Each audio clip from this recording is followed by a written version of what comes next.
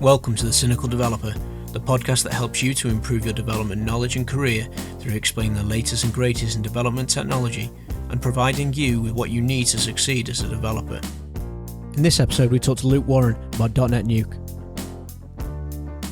Luke is a rugby-mad .NET developer based in Johannesburg in South Africa. He specialises in ASP.NET and CMS-related platforms. By day, Luke can be found building web-based solutions, usually extended Umbraco or .NetNuke. By night, you'll find him starting side projects that no one never finish, drinking a cold one, or writing for his blog, which can be found at lukewarrendev.co.za. Oh, thanks so much for having me, James. Yeah, it's good to have you on, and DotNetNuke is one of those content management systems that, as far back as I can remember, has just been around. It's just been there as a bit of a giant in the CMS space since I became a developer, but I've not really done a lot with it, don't know a lot about it. Know a few horror stories about it, but hopefully we can get rid of those this evening on the podcast. So we'll start off the same way we start off every show with, what is .NETNuke? Well, hopefully we can put some of those bugs to bed. .NETNuke is essentially just ASP.NET based CMS content management system. So it does compete with other platforms that you'd be familiar with, like WordPress, Drupal, Umbraco in the .NET space, Orchard, Sitefinity. So it does do things a little bit differently, which we'll chat about. So it's very modular in the way it likes to handle its content and the way you extend it. And otherwise it's a very stable, large, and mature platform. You said there that it handles things in a slightly different way to the likes of Umbraco, Sitefinity, and WordPress. How is it different? What makes it stand out as, in your opinion, as a better product? Well, I like to think that .NETNuke is a lot easier for users that aren't used to using a CMS platform. So that's why it does so well in a sort of a corporate environment or enterprise level environment. So typically when you're building out a CMS solution for someone based off something like Umbraco, you define your entities that you want the content management system to hold. So typically that's a page, and you've got your title and your contents in that. Whereas DNN gives all that stuff to you out of the box. All of that stuff is defined up front for you.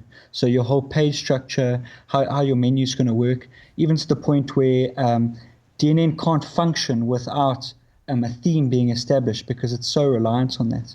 So the other interesting concept is, usually when you deal with something like a WordPress, the first thing you do when you're going to go edit your content is you go to WP admin, for example, and you log in, and you hit the back end, and you find the section to manage your pages, or you go and you add a new blog post, that sort of thing. DNN doesn't work like that. So typically in DNN, everything you do is in the context of a module, and they use what they call in-context editing. So if you want to change a bit of content on your homepage, you log in and you log in with the user account with the correct permissions to do so. You go to that bit of content and you edit it right there on that page, which I think for someone who's not a developer, who's not even really a designer, it makes it quite easy to understand. You log in, you go to the page, and you edit that bit of content.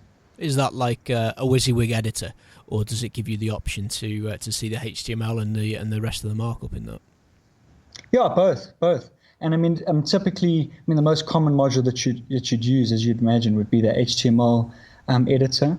And so that's either a WYSIWYG, or you can see the HTML behind it, and then it's even to the point where it uses a provider-based HTML editor, WYSIWYG editor. So if you wanted to, you could even swap that out, for something else. Nice. Yeah, one of the other content management systems that I use, a very small one called Kubu, offers the similar option, but I don't tend to use it from their product, mainly because it doesn't work all that well, and I tend to jump into the back end. Kubu's more like a very, very light version of Visual Studio on the internet. It's a system that's built for developers by developers, I think, and I've given it to a few clients in the past who have struggled with it, and until I've been able to give them some training on how to use it, even the WYSIWYG side of it, they've struggled.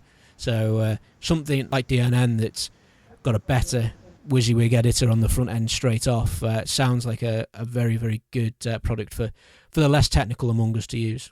Yeah, well, what we found with .NETNuke is that we could easily hand it off to a customer after we've obviously fleshed out the theme and got the majority of the content in. We can get the client to log straight in and edit the content straight away. It doesn't take a huge amount of training. So I think from that standpoint, I think DNN stands head and shoulders above most other CMSs. I mean, we do deal a lot with Umbraco, even e-commerce platforms like Magento.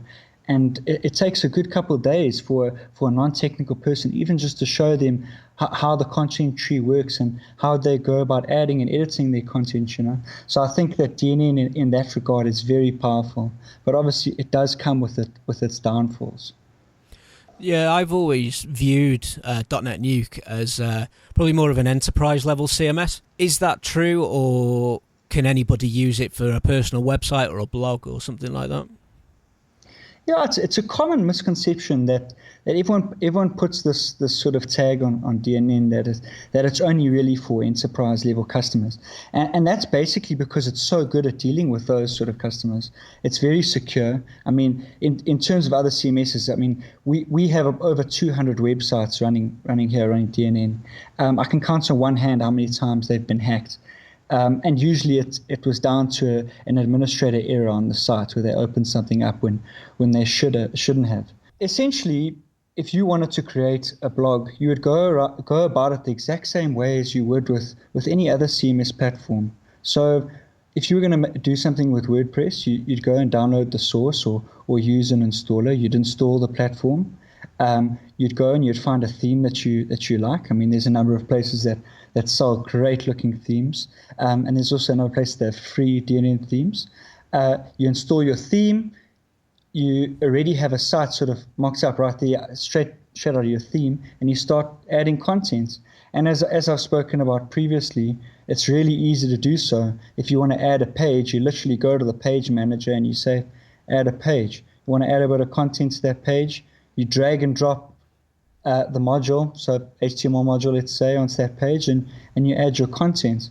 There's no reason why DNN can't do exactly what WordPress or Umbraco can do.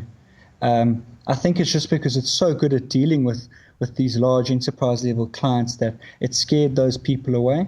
But I don't think it's necessarily fair. Okay, so .NETNuke is open source.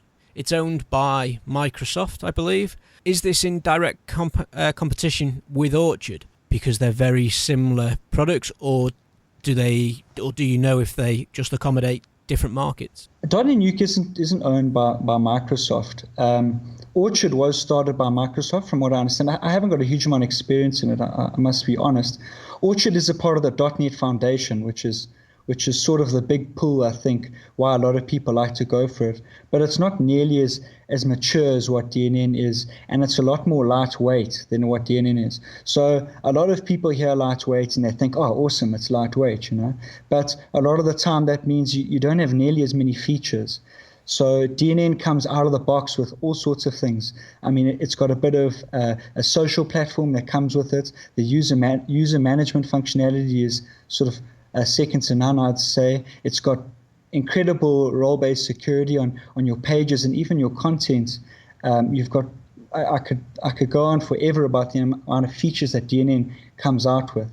But then what would put someone off about that and drive someone towards something like an Orchard is because they're looking for something a bit more slimmed down. They don't need something that caters for just about everything. Right, and .NETNuke, I guess, has got a large plugin platform that it harnesses so that it can provide all these different aspects like blogs and e-commerce and a lot of things like that, galleries and so forth. Yeah, that's a big benefit of DNN. I think in the CMS space, I think second to WordPress, you're probably looking at .NETNuke as one of the platforms with the most extensions available for it. I mean, there's pretty much everything out there. And then what's not out there, they cater for developers really well in developing what you need. Sure. So if it's got a big plugin framework and the likes. Now, you did mention earlier that it was very secure. It's normally the security issues are normally down to user error. Is that true for all the plugins? Does that come with some of the problems that WordPress plugins come with? Yeah, listen, I think it's difficult to say, because if you're going to trust someone to stick a DLL in your bin folder, and you're gonna open up that module to the world, I think you're putting a lot of trust in that developer's hand, and that sort of that module provider's hand. So I think with any CMS you need to be careful. That being said, have we experienced any modules with big security flaws? No, we haven't. But we generally go for the bigger providers, the guys you can trust and with a bit of a proven track record. So you just don't install little Johnny down the street plugin. You make sure that you're getting a trusted brand and code that is written at least to a certain level. Yeah, of course. I think it goes with installing anything on just about anything. You wouldn't go and just download any old program installer on your Windows box. It's the same sort of thing. But I think when those security flaws in the module do sort of raise their ugly head, the blame usually falls on the CMS platform, which I think is not always the best, or not the best way to go about it. Yeah, it's probably more on the developers of the plugin that aren't keeping up to date with the changes and the security holes that come out, and probably didn't do a lot of defensive programming while they were putting it together. So they left a lot of loopholes and things in the code. Yeah, exactly. It's like I said, I don't think that's a unique issue to any CMS platform. I think it's just you got to be careful who you trust. Yeah. So where would I go about getting .NetNuke from? Does it come directly from their website? Can I get it through the likes of Azure or through IIS? Oh, there's a number of ways you can get it.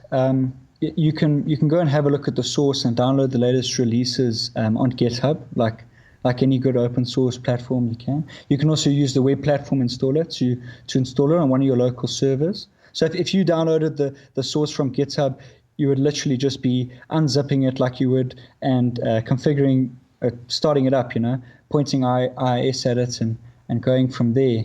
DNN has just got an interesting feature, and I'm pretty sure you can still do it on their site. You can actually go and spin up a site for free on Azure and play around with DNN.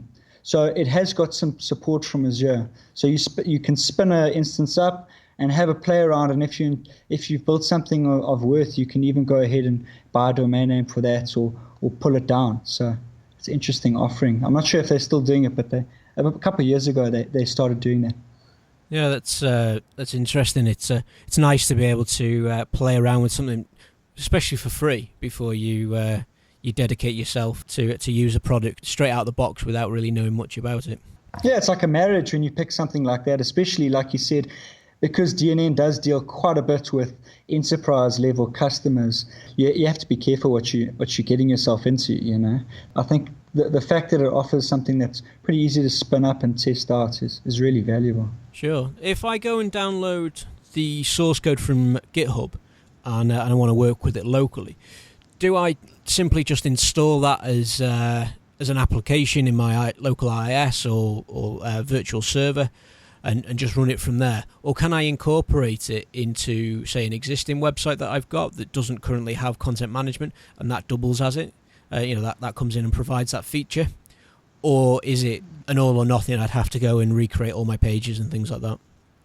No, it's all or nothing. If you're going for DNN, you're not going to be able to just do a NuGet install sort of deal into your project.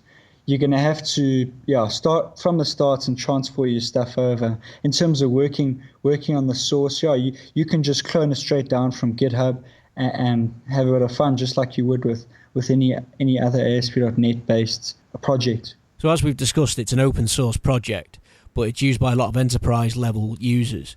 Does it come with a price tag for support for commercial use, or is it just a case of there it is and get on with it? So the DNN platform is an open source platform that is free to download and use. It's MIT licensed. So that anyone can go and use that, and we actually haven't really found much need for any of the other offerings. There is a suite of paid products it's the Evoke products. which you can pay for, and then you get a certain amount of support with that. So typically, like someone like the US military, I think, were on the Evoke package for a while, if memory serves me correctly. And those are the sort of users that they cater for with those packages. And that generally gets some of the newer features that they're busy working on, the DNN team who are managing it. And then those trickle down into the open source project. So an example of that would be in the new DNN that's about to be released, they're incorporating a sort of a side admin navbar, which started in Evoke and now is moving down into the open source product. Right, so the Evoke package is, I suppose, the development branch of DNN, and they can pull the features down, but it's not freely available. That's something that you have to pay for.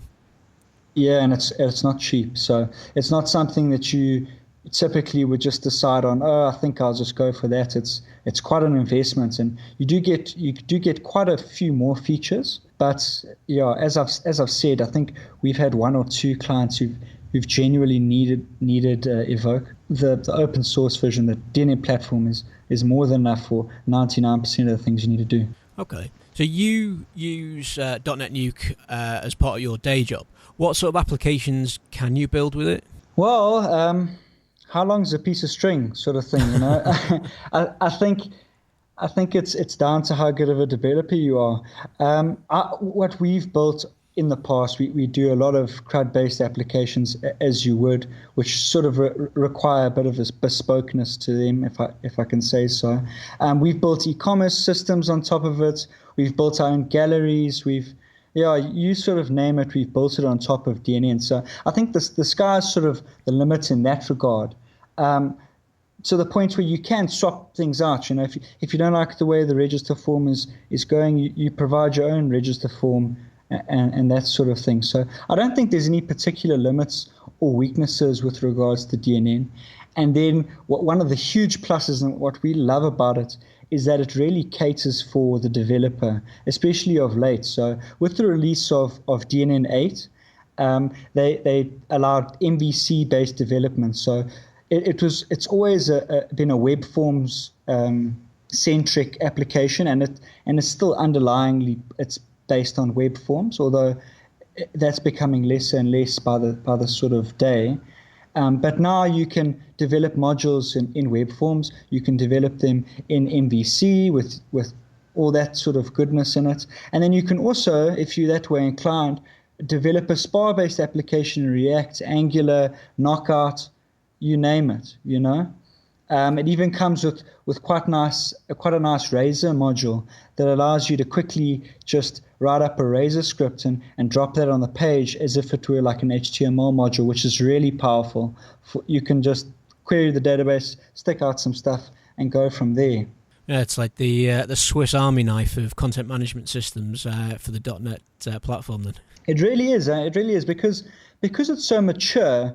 These features slowly develop over time. You know, some of the younger platforms they haven't had the time and resources to develop these features. But because DNN has been around for a while, they've made a few mistakes. They've seen what's worked, and they've really been good at listening to the community and giving them what they want. So they were a little bit late to the party. Some would say, especially in the JavaScript MVC side, but in the end they cater for you. I mean, wherever you as a .NET-based developer want to go, they cater for you. Yeah, so you mentioned that you can integrate it with React and Angular and the likes. Does that mean that they provide REST APIs or the ability to produce an API to communicate with the JavaScript frameworks? Yeah, so DNN's got I think it's a web API-based services framework, which you could then use to create your own API sort of endpoints with routing as you would.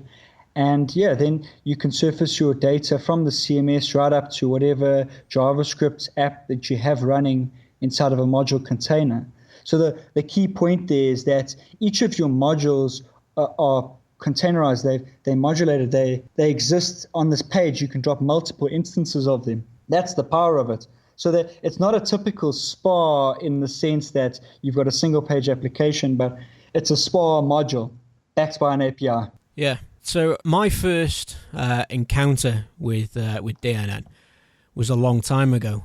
Not long after I'd actually started out on my journey as a developer. When I was looking at it, a lot of the developers that were around me, there was a few that had been around for a long time, and they told me to keep away from it because it was a bit of a beast of a system. It was very resource hungry, and it was wild and untamable. Is that still the case, or has that changed?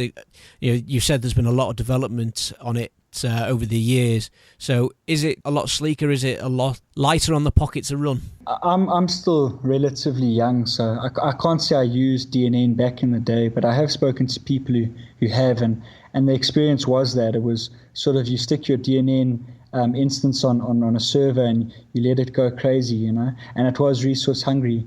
But now, I mean, I'll just give you an example. We have a 2012 Microsoft box in a data center that's running, I think, over 70 or 80 DNN installs on it with absolutely no problem. And it's not like the sites are slow. So I think that puts to bed that it's that resource hungry. I mean, we've never run out of memory or anything like that in any of those servers. But it's a part of the maturity of the system. It's evolved over time. They've taken out some of the resource hungry things and they've iterated on it. Yeah, it seems that way, and it was a similar story with Umbraco, is the fact that we had a show on that not too long ago. And when I'd looked at that back in the past and I'd used it, I didn't like it because of the way it did things, and that's come on a long way. And it seems that .NETNuke has as well. Because I do remember looking at it thinking, this does absolutely everything you could ever want. But the problem was you needed the biggest server you could get at the time. And by today's standards, that was probably a small server, but it was very, very expensive to run one. So it's good to hear that things have changed and that it's still going. That it's now a manageable platform. It's a little bit more accessible as well, and that it's not an enterprise level application. That's always something that's, when I've looked at content management systems, I thought, well, I'm not going to bother looking at DNN just simply because producing a podcast or doing my own personal development website, I don't need something so heavyweight. But you never know, in the future that might be needed, and it could be something that I could even harness as a day job in some of the larger enterprise applications that I have to produce. Yeah, well, exactly. I think if you've got an open mind and you're looking for the right tool for the right job, I think DNN fits nicely into some of those problems, especially intranet-based applications, things where you've got a company that wants to sort of take charge of their content and you don't want it to be too difficult for them to manage it. I mean, again, back to the sort of the load that it puts on the server. In the past, people used to use DNN in a slightly different way. So I don't know if you've heard of this before, but DNN has the concept of portals. So if you install a DNN site out of the box, you come out with one portal, and a portal equates to a URL that maps to a website, essentially. So what people in the past would do is they'd do one DNN store on their server, and then they would spin up a portal for all the different clients that need a website. So Joe Bloggs' website, Company X's website, James Staddart's website. And then, of course, on one install with let's say 20 different portals, websites running off of the platform, it can absolutely bog it down. But I think the way people use it now, usually where it's one portal per install, it's a lot lighter. That does ring some bells, actually, about how it was installed. And when you think about it, you've got all those applications running in a single app pool. It is going to be problematic. I've had similar cases, not with .NETNuke, but with shared hosting. I used to host a larger website on some shared hosting, and there was some clown somewhere that was breaking the app pool. And because we were all on the same app pool, it was killing off my site and God knows how many other websites that were being hosted on there. So, yeah, you got one little process sitting there screaming away, trying to process the requests for 20 odd websites. I suppose it is going to be a bit of a bottleneck. Exactly, and then you've got one client that wants whiz-bang module number 3 off the shelf, and you install that module, and it drops a DLL in the bin folder that DNN doesn't like. And guess what? All 20 sites are down, and you've got 20 mad guys calling you about their sites saying, oh, what's happening? So it's not the right way to do it. No, it's all comes back to better practices and things that we as developers are learning and getting a lot better at as the years go by. The multi sort of tendency, if I could say that, of .NETNuke has got its place. I mean, we have got some companies, a large company with multiple subsidiary companies that all need websites. And it sort of makes sense. You do one install, you create all the different sites on that install, and then if you're clever, you even share the user accounts all across those portals, which can be quite powerful. There are instances of it, but we don't generally do it. So they recently introduced MVC to .NETNuke as a way of generating your website. What else is in the future for .NETNuke? Well, I think for now everything's moving towards JavaScript. So they have included MVC for developing your modules, but a lot of people are moving towards a JavaScript-based module development. And sky's the limit on what you want to use there. I was chatting to a previous guy that you had on the podcast, Zach Brady, about React and how you would integrate React with .NETNuke. And really, all that limits you in the JavaScript world is that it runs in a container that doesn't affect any of the other modules on the page. As long as you can ensure that whatever you bootstrapping to that little module, the sky's the limit. And I think a lot of people are finding that very exciting. So some of the React guys, some of the Angular guys, they can come and develop a module for .NETNuke or for, let's say, their company site, and it doesn't function really any differently as it would in just a vanilla site. Sure. So you mentioned there that the modules are all self-contained. Is that done with the likes of web components, or is that a little bit more primitive and it's iframes that are on the page? Basically, just the way your modules load on the page is that, like in web forms, they would have a unique ID for all of your different controls. Similar way to how you would bind whatever JavaScript component that you are building. You would bind it to that specific element inside your module, and that would make sure that it's contained. If you're building a web forms-based thing, ASP.NET Web Forms handles all of that for you. There's no iframes involved. It's just the smartness of DNN and how it loads its modules up. Right, fantastic. If I wanted to learn a little bit more and maybe start building a website with DNN, are there any good courses, online videos or websites, blogs and things like that I can go and refer to that would hold my hand as I walk into the very scary landscape that is .NETNuke? Well, it's everyone always says it, but the first place you got to go is the docs. So they've recently redone the docs and fleshed them out a little bit more. So that's a great place to start. Other than that, if you've got a Pluralsight subscription, you can go. Charles Nurse has released a couple courses there on Pluralsight, and Charles Nurse, for people who don't know, is a guy he works at DNN. He's a bit of a genius in the DNN space of things, and he also has a blog that you can go and follow and read along. There are a couple other sites that you can go to. There's DNNhero.com.